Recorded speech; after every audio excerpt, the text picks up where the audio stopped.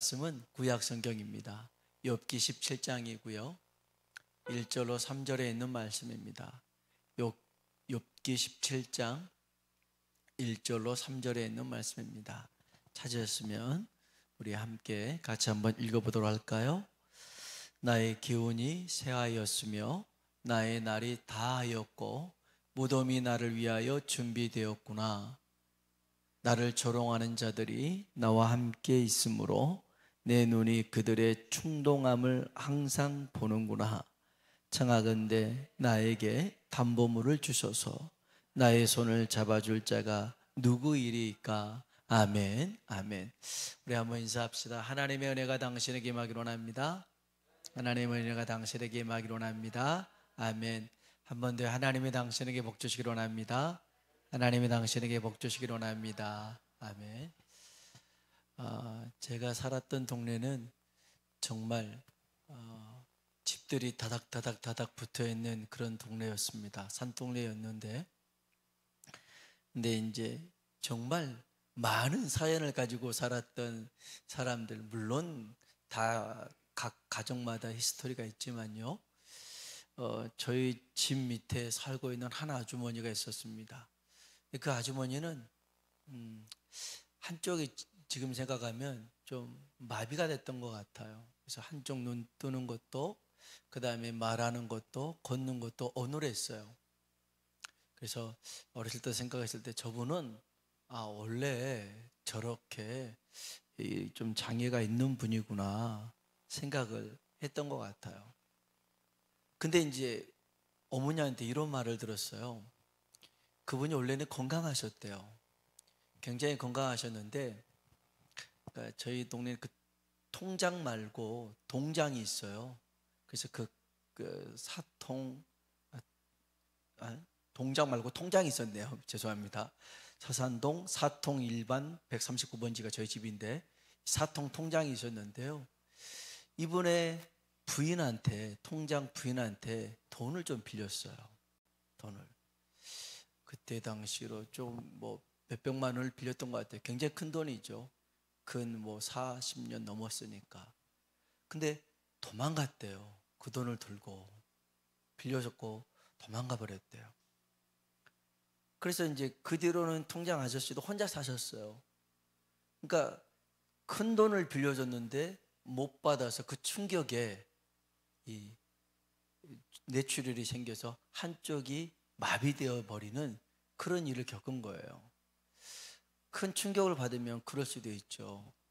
그래서 우리 그런 말 있잖아요. 돈 빌려줄 때는 앉아서 빌려주고 받을 때는 서서 받는다고. 돌아다니면서 막 달라고 해야지만 주는 그런 상황들이 있잖아요. 오늘 왜 이런 얘기를 하냐면 한번 따라 합시다. 나에게 담보물을 주셔서 나에게 담보물을 달라고 지금 구하고 있습니다. 욥 얘기입니다. 욥이 알다시피 굉장히 상처가 많이 받았죠.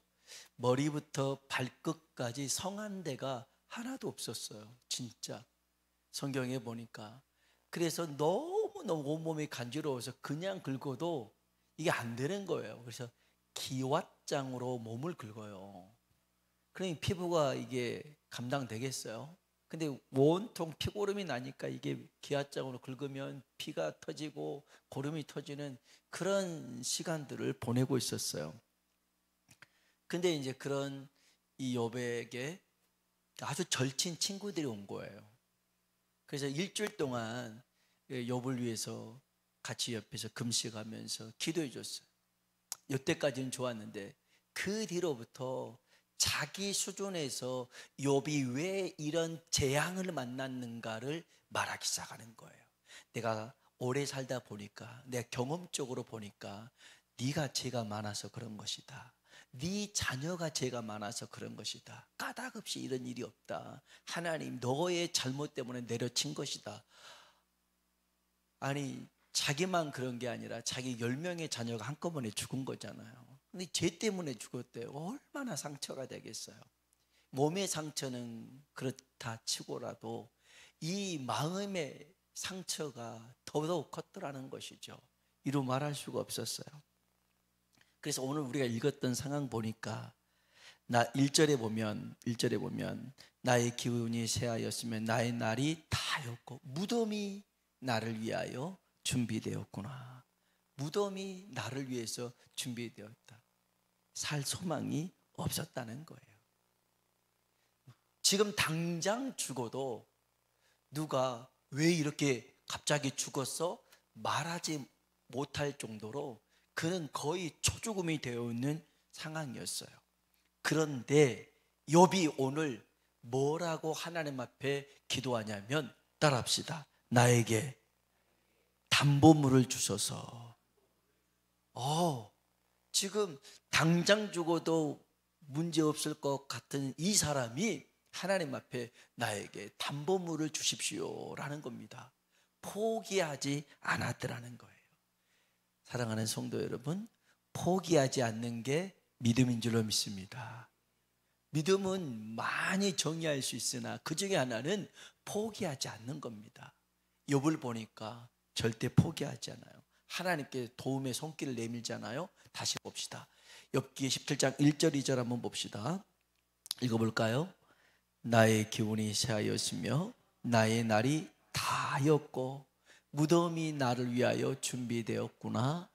나를 조롱하는 자들이 나와 함께 있으므로 내 눈이 그들의 충동함을 항상 보는구나. 아멘. 나를 조롱하는 자들이 함께 있고 또 얼마나 이 욥의 마음을 충동질하는지 너무너무 괴로웠어요.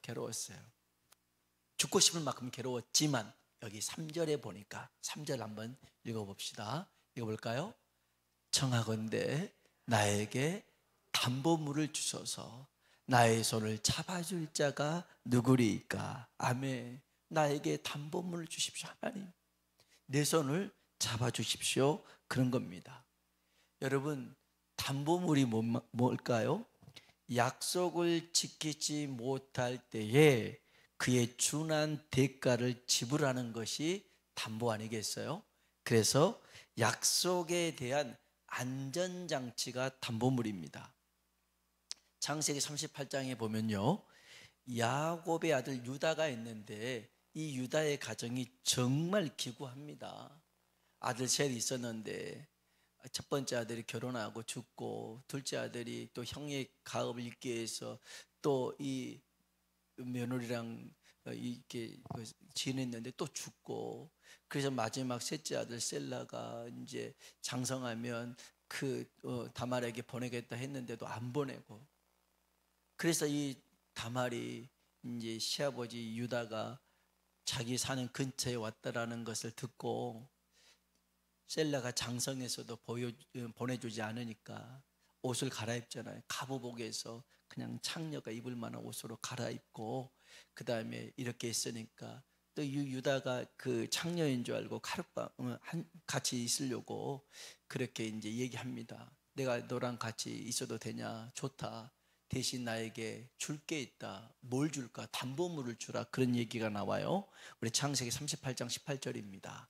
읽어볼까요?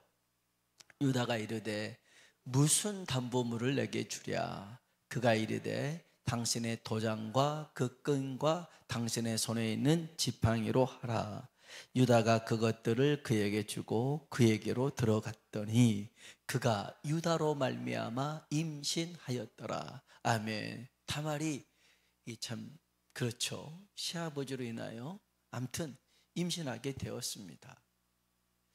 그런데 이제 나중에 말을 들어요. 유다는 정말 몰랐어요. 이게 정말 며느리인지도 몰랐으니까 이제 자기 집 원래 있는 데로 돌아가서 양을 보내서 그 담보물을 찾으려고 했는데 없어졌어요. 그래서 물어보니까 근처에는 창녀가 없더라는 거예요. 이게 무슨 일일까 하고 돌아왔는데 몇 달 있다가 며느리가, 수절하고 있어야 될 며느리가 임신했더라는 거예요. 기가 차잖아요. 유다가 그냥 잡아다가 불태워 죽여라 그런 겁니다. 그때 다말이 보였던 게 있습니다.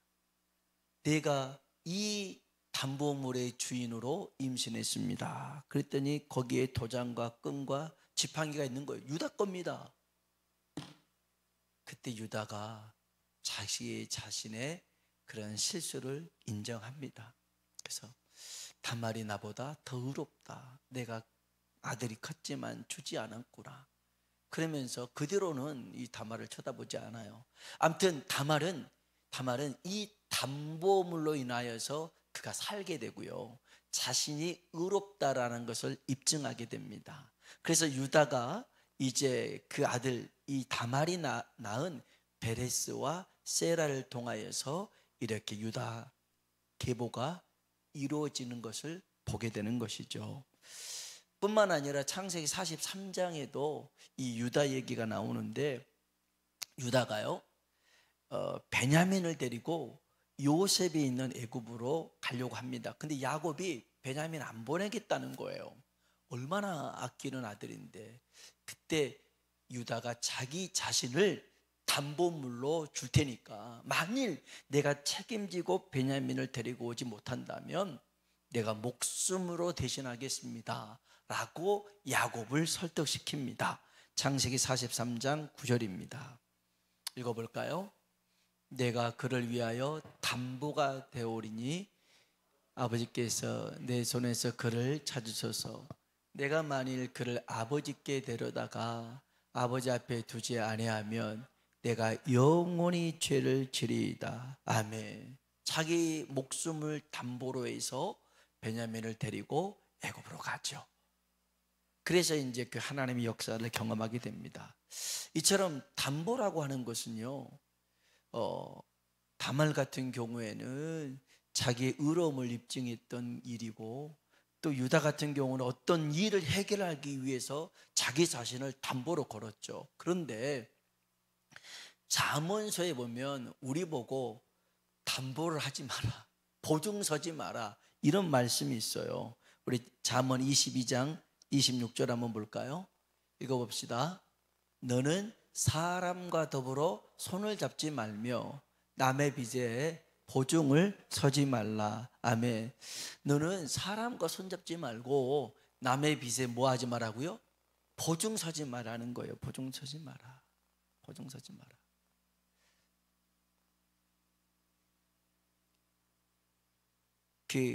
제가 아주 가까운 목사님이 있는데 이 목사님은 참 정이 많으셔가지고 성도가 어려우면 그 성도를 많이 도와줘요. 성도들을 도와주는데 심지어는 빚내서도 도와주곤 했어요. 그러니까 주변에서는 그렇게 목회를 하면 안 된다, 그래도 성도 어려움을 보고서는 어떻게 가만히 있냐고 하면서 빚내서 막 빌려주고 도와주고 그랬어요. 근데 이제 시간이 지나서 나중에 보니까 그렇게 목사님이 빚내서 도와줬던 그 사람들은 나중에 다 떠나더라는 거죠. 교회를 떠나고 목사님 떠나고. 그렇게 도움의 손길을 줬는데 안 되더라는 거예요. 그러니까 이게 인간적인 마음으로 도와주는 것, 물론 도와줄 수 있으나 그런 방법으로 붙잡을 수 있는 건 아니구나, 그 목사님이 깨달은 것이죠. 여기 또 잠언 11장에 보면요, 이런 말씀도 있어요. 같이 한번 읽어봅시다. 타인을 위하여 보증이 되는 자는 손해를 당하여도 보증이 되기를 싫어하는 자는 평안하니라. 아멘. 보증 서야 돼요, 안 서야 돼요? 보증 안 서야 돼요. 여러분 주변에 보증 서갖고 망하는 사람, 어려움 겪은 사람 많잖아요. 보증 한 번 잘못했는데 돈 잃어요, 건강 잃어요, 사람도 잃어요. 여러분 아주 대놓고 사기를 치는 사람들이 있어요. 나쁜 사람들이에요. 그런 사람들은 이 사기꾼하고 이단들이 거의 비슷하긴 한데 이들은 정말 쉽게 다가와요. 그리고 쉽게 말을 해요. 네가 해결해 줄 수 있어, 간단해, 이렇게 말을 합니다. 이게요 이단들의 특징, 사기꾼들의 특징이 저기 이제 그 에어컨에서 물이 이렇게 펌프가 이렇게 돌아가는 소리 걱정하지 마세요. 절대 뭐 무너질 일이 그런 일 없으니까. 이게 쉽게 말하고 쉽게 접근하는 사람들을 조심해야 돼요. 그리고 이 사람들이 뭐라고 하냐면 이단도 마찬가지지만 자기만의 특별한 비밀이 있다, 방법이 있다, 내가 너한테만 가르쳐 주겠다. 이런 사람들이 대부분 사기꾼이요 이단들이라는 것이죠.